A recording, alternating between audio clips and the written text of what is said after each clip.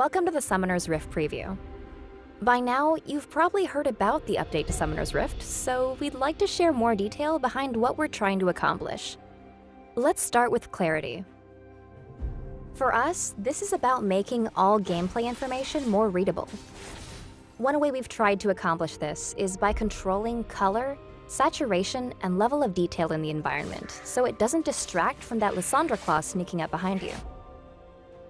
In most situations, the first thing you should see is the UI, followed by visual effects, like champion abilities and summoner spells. Then champions, minions, and monsters. And finally, the environment itself. Basically, we want you to be focused on fighting your opponents, not the game. Check out this comparison of the current Rift against the updated version.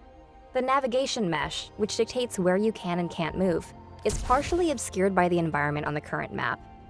Now the environment's out of your way, making pathable space, flashable walls, and possible ward placements easier to see.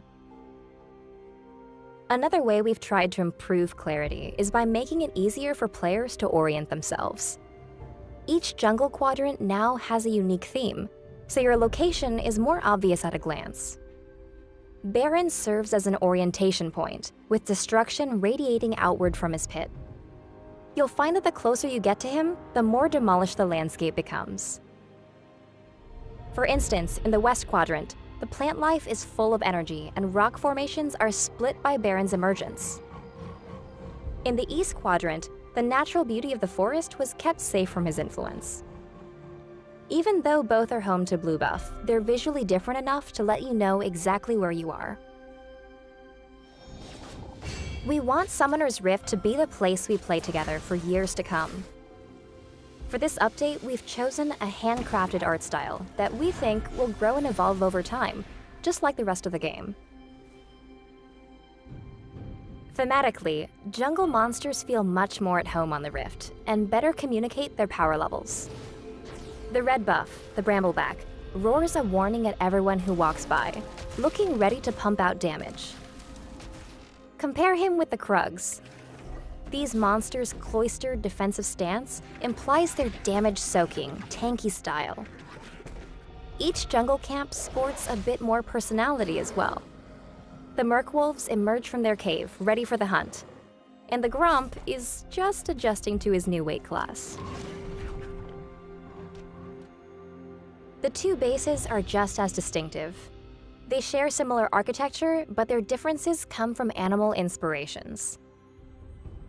Red base features an owl motif and curvilinear shapes, whereas the blue base is inspired by a stag theme and blockier shapes. In the middle of the map, the two sigils meet, and you can see a side-by-side view of their differences. Red minions wield axes, continuing their curvy shape language, and blue minions carry on their more square traditions, swinging warhammers. These different weapons and armor combine with brighter color saturation to help readability.